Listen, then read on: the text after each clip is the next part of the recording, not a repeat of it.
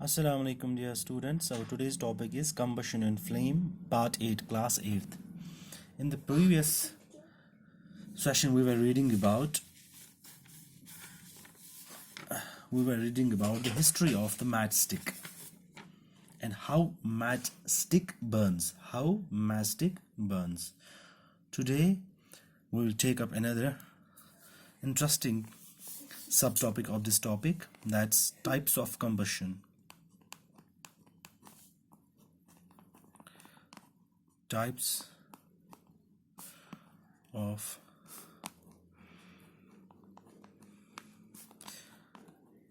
combustion.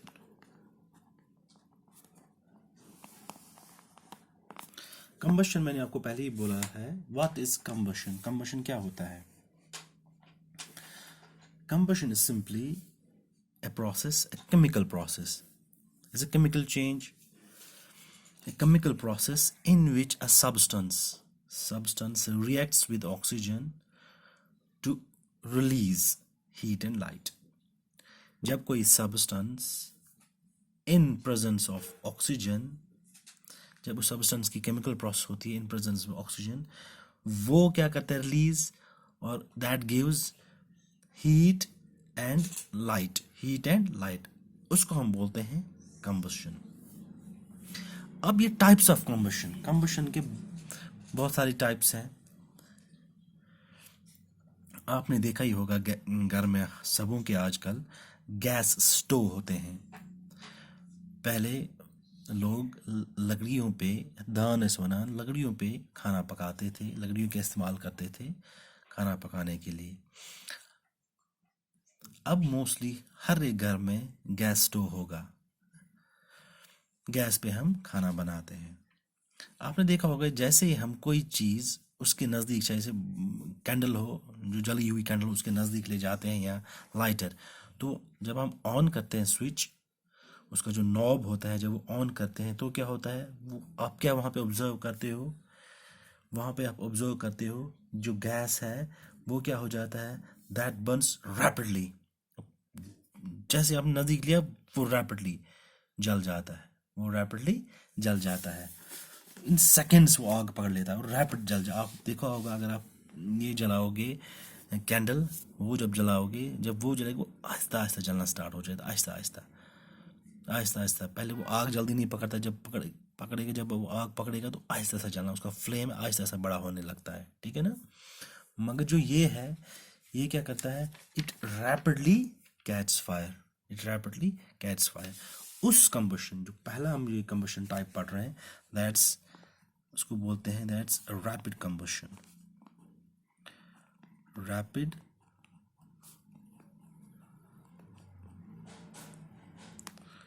Combustion. अब rapid combustion क्या होता है? इसमें होता है एक पहला पॉइंट, ये आग जल्दी पकड़ना. It burns rapidly. उससे क्या होता है? इस रैपिड कंबशन से large amount of heat and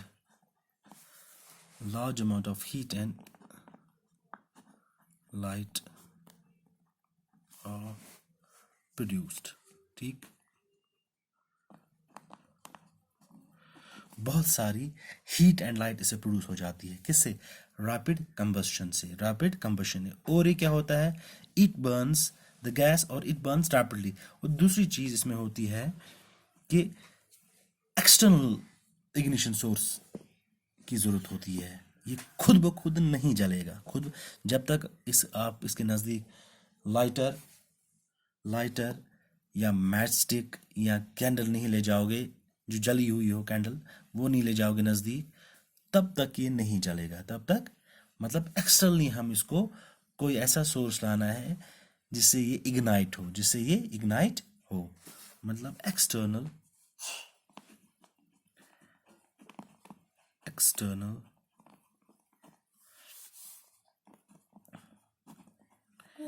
ignition source is needed. ठीक है ना।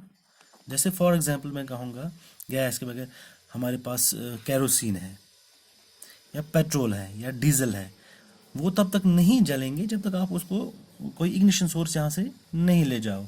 तभी वो आग पकड़ेंगे, जब यहाँ से आप इग्निशन सोर्स ले जाओगे तभी वो जलेगा।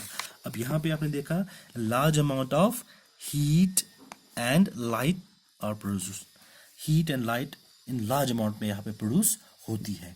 अब दूसरा है इसी के साथ that's concern with this is explosion.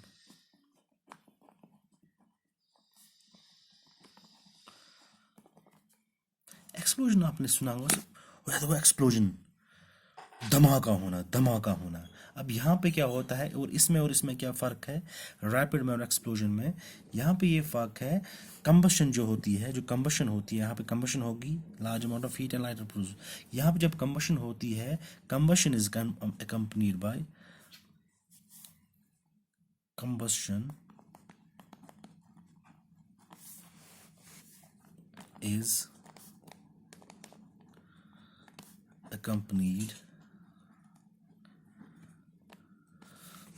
combustion is accompanied by, यहाँ पे क्या प्रोड्यूस हो रहा था? हीट, यहाँ पे भी हीट, हीट और लाइट, यहाँ पे भी light,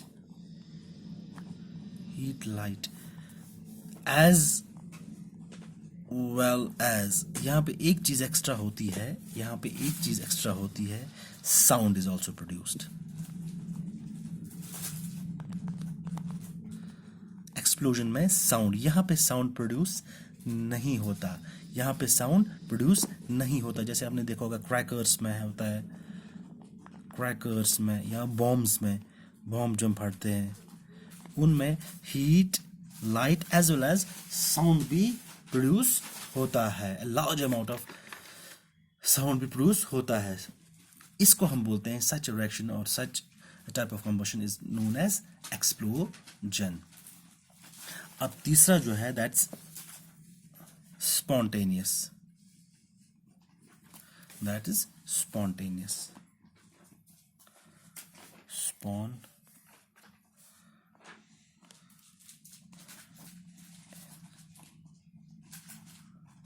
spontaneous combustion।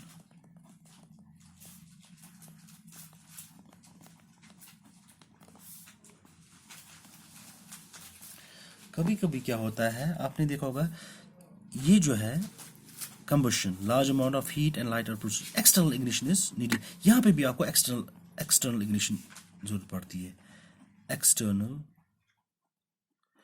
ignition is needed। यहाँ पे भी आपको एक्सटर्नल इग्निशन की जरूरत पड़ती है। जहाँ जब तक हम एक्सटर्नल इग्निशन इसको नहीं देंगे तो ये नहीं जलेगा, ये चीज़ें नहीं जलेंगी। अब जो स्पॉन्टेनियस है, स्पॉन्टेनियस में क्या होता है, यहाँ पे सडन इग्निशन, कोई चीज़ रखी हुई है खुद ब खुद जल जाएगी, हमने कोई इग्निशन उसको नहीं दिया, वो खुद ब खुद जल जाती है। एट रूम टेम्परेचर आदि चीज़ें होती है एट रूम, जैसे फॉस्फोरस, फॉस्फोरस एक ऐसी चीज़ है अगर आप उसको रखोगे रूम टेम्परेचर कमरे में रखोगे, वो खुद ब खुद आग पकड़ लेता है, वो खुद ब खुद आग, वहाँ पे एक्सटर्नल सोर्स की जरूरत नहीं पड़ती है। उसी को हम कहते हैं स्पॉन्टेनियस कंबशन। यहाँ पे क्या होता है, sudden ignition, sudden ignition of a substance,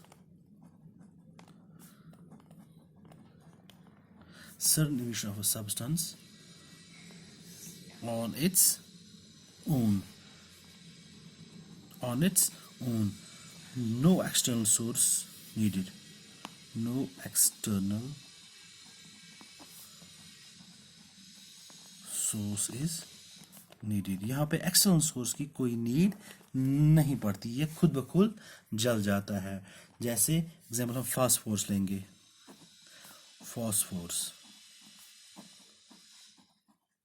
ये कहाँ पे, at room temperature, at room temperature ये खुद ब खुद क्या, इट कैच फायर, इट